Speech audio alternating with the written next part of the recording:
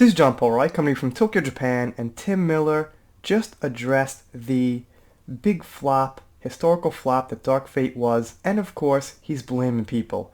He's blaming Cameron, he's blaming the fans who disliked the Terminator movies that came before Dark Fate. It's just blame, blame, blame with Tim Miller. You know, none of these people could say, yeah, I made a few mistakes, it didn't come out so good, I should have maybe tried something different. You know, I understand how the fans feel. Nope, blame everyone. Here we go. Alright, here's the title here.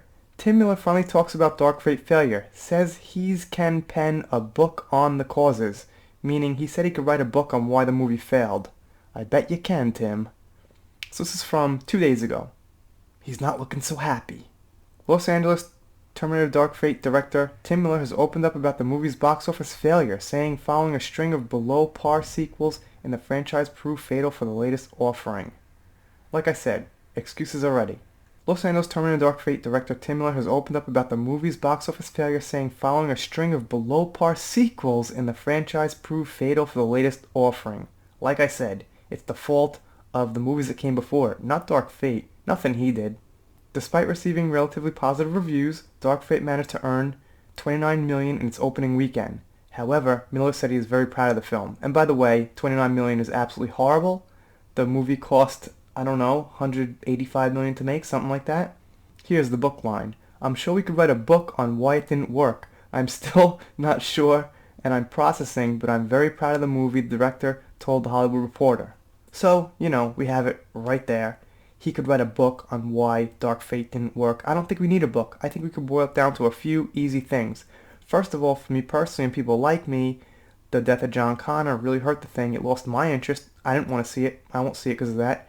We also have, you know, kind of an odd coupling with Danny and Grace and even Sarah, who I love terribly and she's awesome. Just the three of them together don't look so, like, badass. They don't look incredible. They don't look like you want to go see that team up. Let's keep going. I'm pointing out if franchise fatigue may have impacted the film's performance. Miller said he couldn't control the reviews and reactions the audience had for the previous sequels. No shit, you can't control that, and it's totally relevant, actually. I mean, it's not totally relevant, but, you know, it has no relevance to this, to explaining why your movie failed, what could have been better about your movie. The things they seem to hate the most about the movie were things I can't control. I can't control you didn't like Genesis or you felt betrayed by T4. I can't help that. So how does not liking things about Dark Fate have anything to do with the movies that came before it? Now, I will admit, with Star Wars and I think The Mandalorian to a certain extent, people being very hard on it because of the way The Last Jedi is and The Force Awakens, and I'm one of those people in a way where it's harder to watch because of that, but you have to judge it on its own merit. And I think a lot of people gave it good reviews. Same thing with Rogue One. We look back, we like Rogue One. It doesn't really matter what we think about The Last Jedi and Force Awakens. So, for Genesis, I thought Terminator Genesis, if you've seen it, was horrible. I absolutely hated it. It's kind of a joke. I don't like, you know, harp on it or talk about it, but I hated the movie. But that has nothing to do with why I don't like Dark Fate. And that has nothing to do with why I do actually like Salvation. It's a standalone judgment, basically. The director also addressed series creator James Cameron's recent comments on Dark Fate that Miller was always involved in the editing process of the film. There were many disagreements during the process. Again, blaming James Cameron. Head of all people to blame. You're gonna blame James Cameron?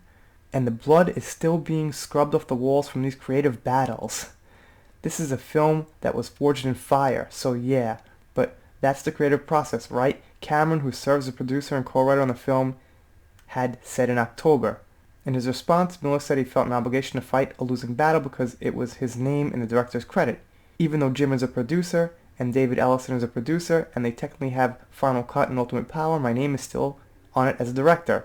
Even if I'm going to lose a fight, I still feel this obligation to fight because that is what the director is supposed to do. Fight for the movie, he said. Give us some details. What do you fight for? What do you want to change? Get specific, or you're just whining, basically. Miller added not having ultimate control as director added to his challenges on Dark Fate. That was part of the reason he opted not to return for Deadpool 2 after having creative differences with Ryan Reynolds. So, I guess that Tim Miller has a history of this. It doesn't fare well for him that a similar thing happened on Deadpool. I mean, here's the thing, and this is what I say about Brie Larson. If you're going to call out white dudes, call out some names already.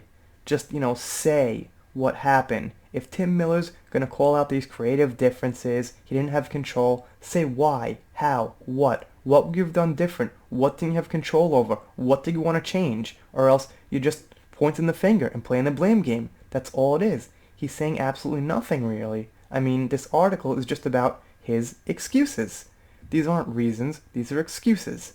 Anyway, the fact remains, if you like Dark Fate or dislike Dark Fate, it was a historical bomb.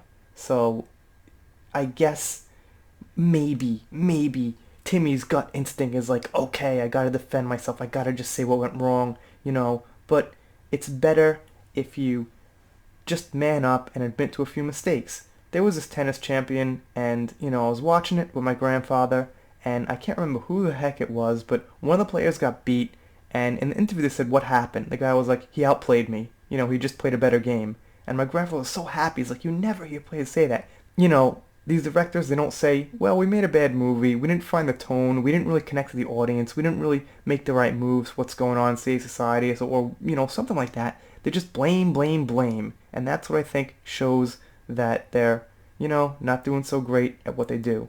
Anyway, I'm doing shoutouts, special thanks, things like that. You let me know what you think of this down below. Drop me a comment, subscribe, click that subscribe button, set it twice, smash it, whatever you gotta do. And I mess up endings, but that's okay, because I'll see you next time.